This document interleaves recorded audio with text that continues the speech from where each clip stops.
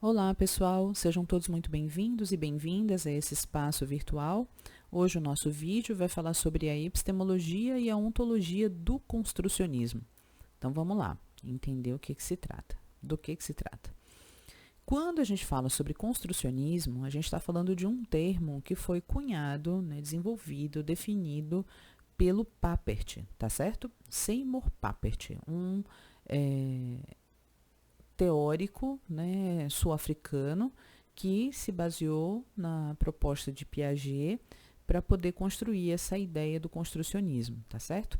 Então, quando você vai no seu trabalho desenvolver algum aspecto sobre o construcionismo, é muito importante dentro da DBR que você entenda como foi que nasceu esse construcionismo e mais algumas coisas, além da gente saber o que ele significa de fato, né? Então, quando você for fazer sua pesquisa sobre a epistemologia, você precisa entender como surgiu o construcionismo, né? Então, por que ele nasceu, de que forma que ele foi pensado, né? Quem desenvolveu o construcionismo eu já falei aqui para vocês, né? Que foi o Papert. Então, também não há muito mistério. E a gente precisa entender, né? Quais são as vantagens do construcionismo, né, para o ensino e a aprendizagem e quais são os problemas e as desvantagens, tá certo? Uma vez que a gente é pesquisador, eu falei no outro vídeo que é importante que a gente traga os elementos positivos, mas que também a gente traga os elementos que podem comprometer, né, a aprendizagem e o ensino. Então, quando a gente pensa quais são as facilidades ou vantagens que o construcionismo traz para o ensino e para a aprendizagem de um conteúdo escolhido, né, científico, eu coloquei aqui de função afim e de orações subordinadas substantivas, né, é muito provável que vocês não encontrem um trabalho específico de pesquisa que tenha feito essa junção do construcionismo com função afim e com orações subordinadas substantivas, né? Mas vocês podem encontrar trabalhos que falam sobre problemas do construcionismo. Inclusive, na pasta das leituras obrigatórias, eu deixei, né, alguns autores que vocês podem observar bem direitinho, tá certo? Então, caso vocês não consigam ver no outro vídeo que eu vou indicar, eu posso repassar para vocês, tá certo? Então, a ideia é assim, o que é que o construcionismo pode ajudar?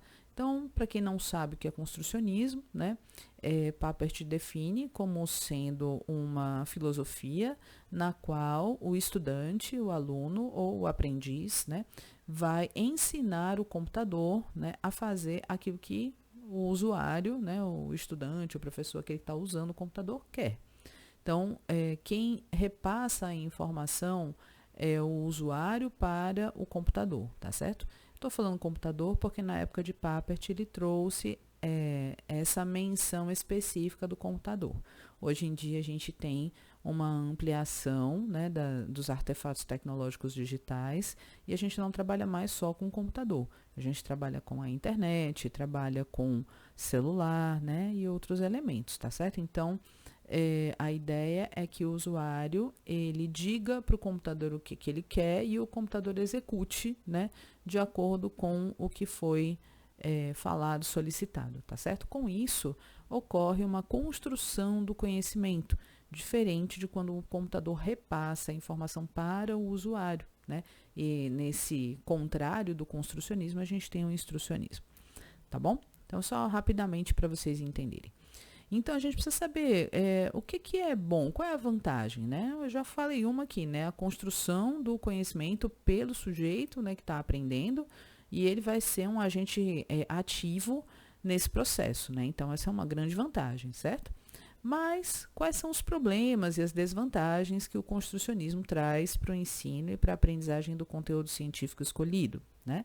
E aí, a gente precisa entender um pouco mais sobre o que o construcionismo faz, né? Para que a gente possa reconhecer esses problemas para a aprendizagem do conteúdo de função afim e também para a aprendizagem do conteúdo de orações subordinadas substantivas, né? E aí eu estou colocando esses dois exemplos, mas vocês podem adaptar para a situação de vocês, né? Então, que problema o construcionismo traz, né? Muitas vezes as escolas não têm infraestrutura, né? Porque não tem computador suficiente, não tem internet, né? Rápida. Como fazer um trabalho nesse sentido, né? Para que os alunos possam construir o conhecimento, né? Às vezes fica limitado por essas questões. Eu estou apresentando aqui um problema possível, mas vocês podem identificar outros, né? Se baseando na experiência da vivência como professores que vocês têm, né? Ou então, e o mais adequado é vocês buscarem por publicações que tragam, né, ou que tenham trazido essas dificuldades quando se trabalha com construcionismo, tá certo?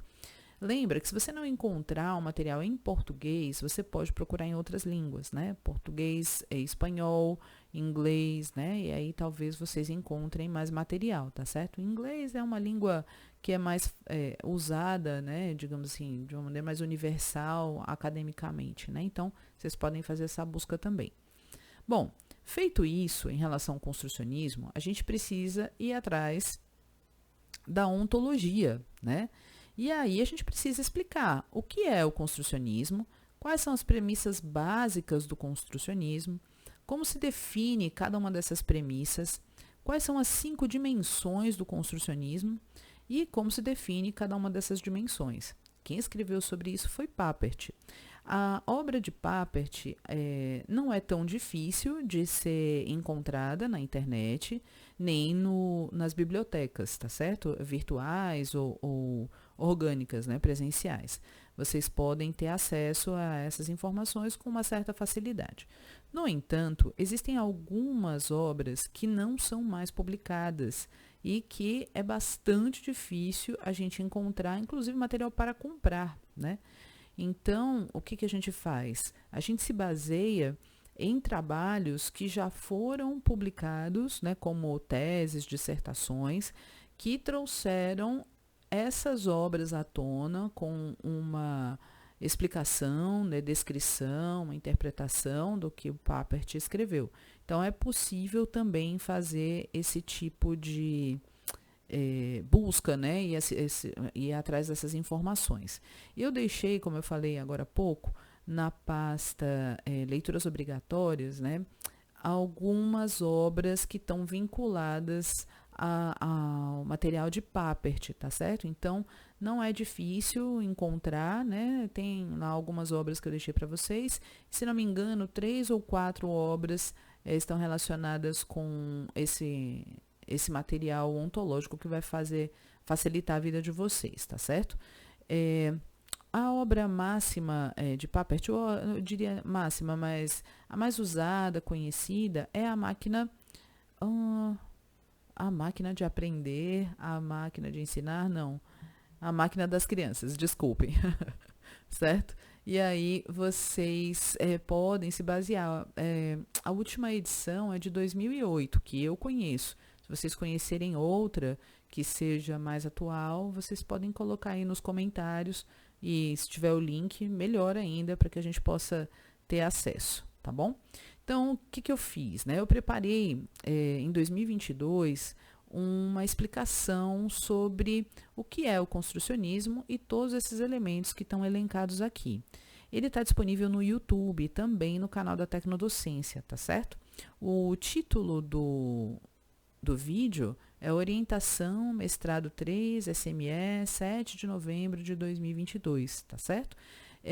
Nesse vídeo eu não falo só sobre o construcionismo, eu falo também sobre outros elementos. Então eu recomendo que para o construcionismo mais especificamente, vocês acessem o vídeo a partir do primeiro minuto dele e sigam aí até os 18 minutos e 37 segundos. Depois eu vou adentrar em outro tema, com outro conteúdo, outra discussão, tá certo?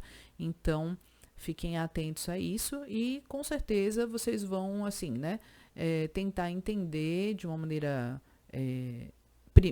inicial, né, superficial, o que é que quais são as ideias do Papert a partir da minha interpretação, tá certo? Então, vocês podem ter acesso inicial dessa maneira, mas eu recomendo fortemente que vocês façam a leitura.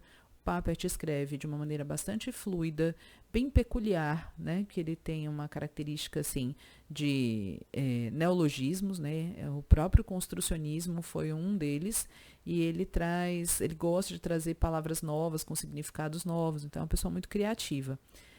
O texto dele também tem essa característica, então vale a pena, né, fazer uma leitura direta no autor. Mas as outras obras de dissertação e tese também são bastante interessantes por esse motivo que eu falei. A gente não encontra a obra de Papert muito facilmente, né, especialmente algumas definições que são importantes. Então,